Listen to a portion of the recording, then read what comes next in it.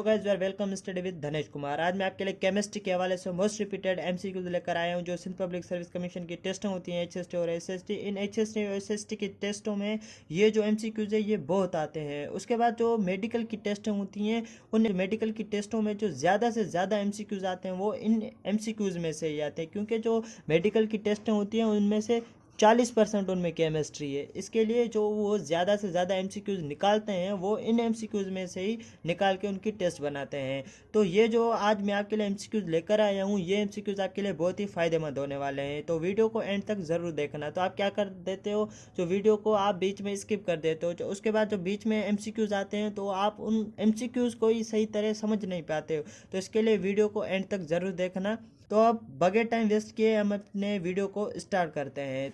तो हमारा first question है, which branch of chemistry that deals with study about hydrocarbon. वो केमिस्ट्री की कौन सी ब्रांच है जिसमें हम हाइड्रोकार्बन के बारे में स्टडी करते हैं। तो ऑप्शन देखते हैं। Option A inorganic chemistry, B organic chemistry, C physical chemistry, D environmental chemistry. Basically देखा जाए तो ये चार ही केमिस्ट्री की ब्रांचेज हैं और इनके डिफरेंट फंक्शन है। जैसे इनऑर्गेनिक केमिस्ट्री में क्या करते हैं, ऑल एलिमेंट्स के बारे में पढ़ते हैं। ऑल एलिमेंट्स के बारे में पढ़ते हैं, सवाए किसके, हाइड्रोकार्बन के। इनमें जो ब्रांच है केमिस्ट्री की इसमें हम हाइड्रोकार्बन के बारे में नहीं पढ़ते। इसके बाद जो बकाया हमारे एलिमेंट्स बचते हैं वो सारे एलिमेंट्स की स्टडी को ही इनऑर्गेनिक केमिस्ट्री कहा जाता है।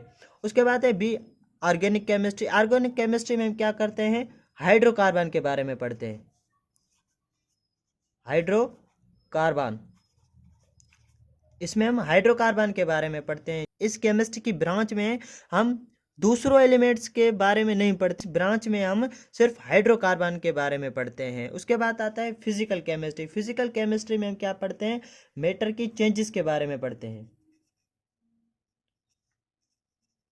मैटर चेंजेस, जैसे एग्जांपल हम आइस लेते हैं। अब आइस हमें क्या सॉलिड फॉर्म में मिलती है, जब हम उसको हीट करते हैं वो क्या हो जाती है, लिक्विड फॉर्म में आ जाते हैं। अब क्या आ रही है इसमें, मैटर में क्या आ रही है, चेंजेस आ रही है। जब हम उसको लिक्विड को ज़्यादा हीट देंगे तो वो क्या होगी, गैस की फॉर्म में चली जाएगी। उस गैस को हम और ज़्यादा हीट देंगे तो वो क्या होगी, प्लाज्मा की फॉर्म में चली जाएगी। तो ये क्या है, मैटर में चेंजेस आ रही है। तो इसी मैटर की चेंजेस की स्टडी को ही फिजिकल केमिस्ट्री कहा जाता है। उसके बाद आता है एनवायरमेंटल केमिस्ट्री। एनवायरमेंटल केमिस्ट्री में क्या होता है, एनवायरमेंटल केमिस्ट्री में हम क्या करते हैं, हम केमिकल मटेरियल्स के बारे में पढ़ते हैं। केमिकल मटेरियल्स, इसमें हम केमिकल मटेरियल्स के बारे में पढ़ते हैं जिनका इफेक्ट होता है, जो हमारे प्लांट्स और एनिमल्स पे इफेक्ट होता है। तो इसकी केमिकल मटेरियल्स की स्टडी को क्या कहा जाता है, एनवायरमेंटल केमिस्ट्री कहा जाता है। अब हम देखेंगे इन चारों ऑप्शन में से हमारा राइट ऑप्शन कौन सा है। तो ए है इनऑर्गेनिक केमिस्ट्री, हम क्या करते हैं, ऑल एलिमेंट्स के बारे में पढ़ते हैं। और बी ऑर्गेनिक केमिस्ट्री, इसमें हम क्या करते हैं, हाइड्रोकार्बन के बारे में पढ़ते हैं। तो हमारा जो राइट आंसर है वो कौन सा है, बी ऑर्गेनिक केमिस्ट्री, जिसमें हम क्या करते हैं, हाइड्रोकार्बन के बारे में पढ़ते हैं। तो अब हम आगे बढ़ते हैं हमारे नेक्स्ट क्वेश्चन पे। तो नेक्स्ट क्वेश्चन पे बढ़ने से पहले अगर आप हमारे चैनल पे नए हो तो चैनल को सब्सक्राइब करो, लाइक करो और ज़्यादा से ज़्यादा शेयर करो जो एचएसटी और एसएसटी की तैयारी कर रहे हैं। तो हमारा नेक्स्ट क्वेश्चन है, how many type of covalent bond. Covalent bond के कितने टाइप हैं। ऑप्शन देखते हैं इसके। Option A 2, option B 3, option C 4, option D 5।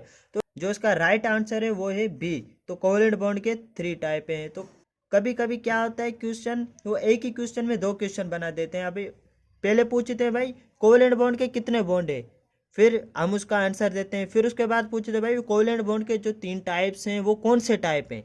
तो आपको पता होना चाहिए कोवेलेंट बॉन्ड के वो कौन से टाइप। कोवेलेंट बॉन्ड के 3 टाइप ये हैं, एक single covalent bond, single covalent bond, double covalent bond,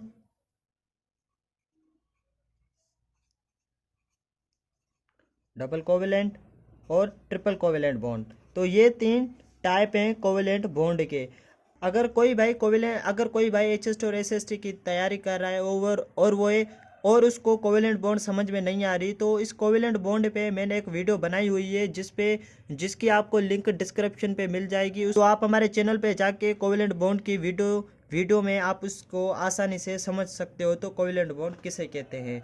तो अब हम आगे बढ़ते हैं हमारे नेक्स्ट क्वेश्चन पे। तो हमारा नेक्स्ट क्वेश्चन है, ethyl alcohol was prepared by, तो इथाइल अल्कोहल को किसने बनाया था। ये जो एमसीक्यूज है इथाइल वाला आपको जहन में रखना है, क्योंकि जो ये इथाइल वाला क्वेश्चन है ये अक्सर टेस्टों में आता रहता है, मेडिकल की टेस्टों में भी आता है और ये एचएसटी के टेस्टों में आता है। तो ये जो क्वेश्चन है ये मोस्ट रिपीटेड क्वेश्चन है।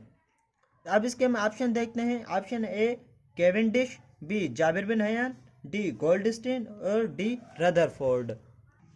तो हमारा एक क्वेश्चन है केवेंडिश। केवेंडिश ने क्या किया था, हाइड्रोजन दरियाफ्त की थी। उसके बाद सी है गोल्डस्टीन। गोल्डस्टीन ने क्या किया था, प्रोटॉन दरियाफ्त किया था, प्रोटॉन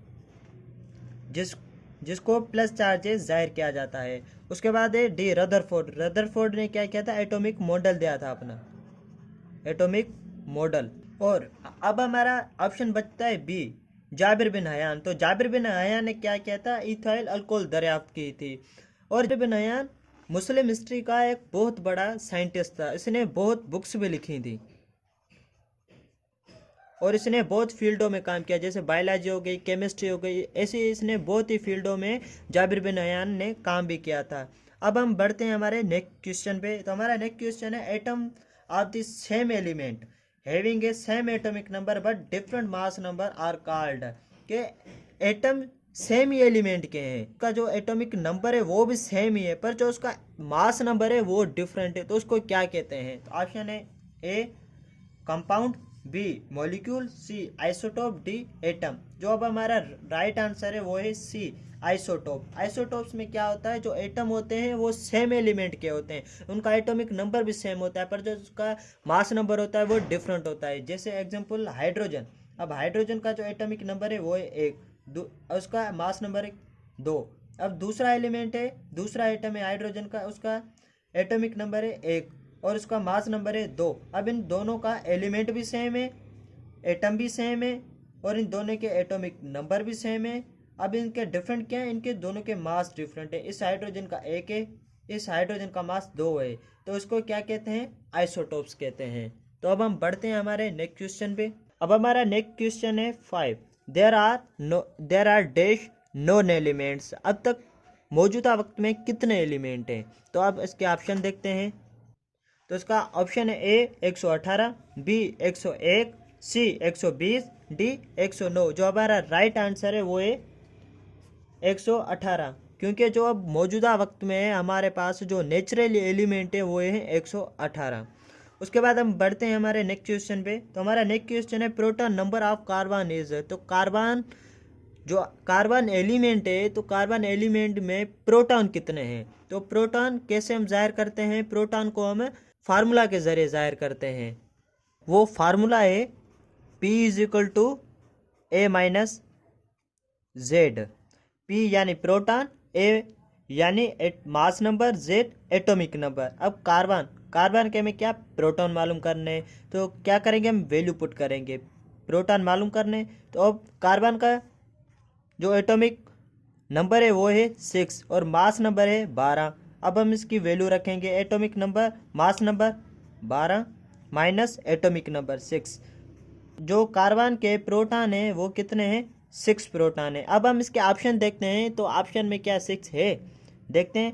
ऑप्शन है ए 7, बी 8, सी 12, डी 6। अब क्या है, जो डी ऑप्शन हमारा करेक्ट है, क्योंकि जो कार्बन में कितने प्रोटॉन है, 6 प्रोटॉन है। तो अब हम बढ़ते हैं हमारे नेक्स्ट क्वेश्चन पे।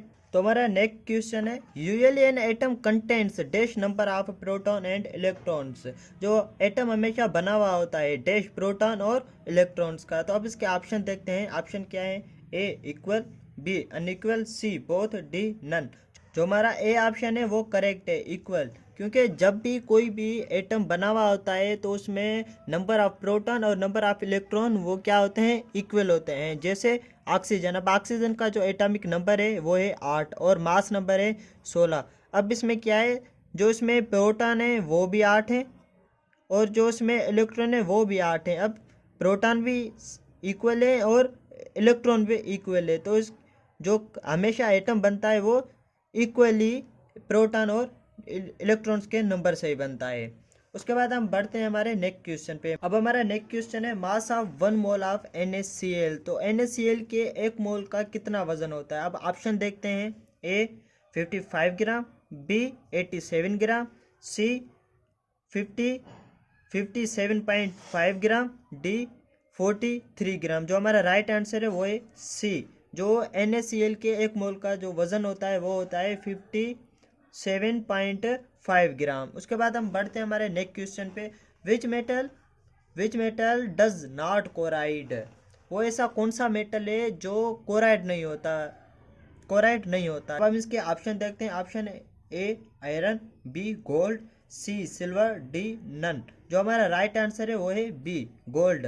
गोल्ड क्या है, ये कोराइड नहीं होता क्योंकि ये एक ऐसा सब्सटेंस है जो इलेक्ट्रॉन आसानी से लॉस नहीं करता। उसके बाद हम बढ़ते हैं हमारे नेक्स्ट क्वेश्चन पे। Alphabet dash is use to present the atomic number. वो कौन सा अल्फ़ाबेट है जिसको हम एटॉमिक नंबर को जाहिर करने के लिए इस्तेमाल करते हैं। तो अब ऑप्शन देखते हैं। A B X, C Y, D Z. हमारा डी ऑप्शन है जेड, वो करेक्ट है क्योंकि जो एटॉमिक नंबर को जेड से जाहिर किया जाता है। तो ये थे आज के हमारे MCQs। तो इंशाल्लाह ऐसे इंफॉर्मेटिव MCQs मैं आपके लिए फिर लाऊंगा। तब तक अल्लाह हाफिज़।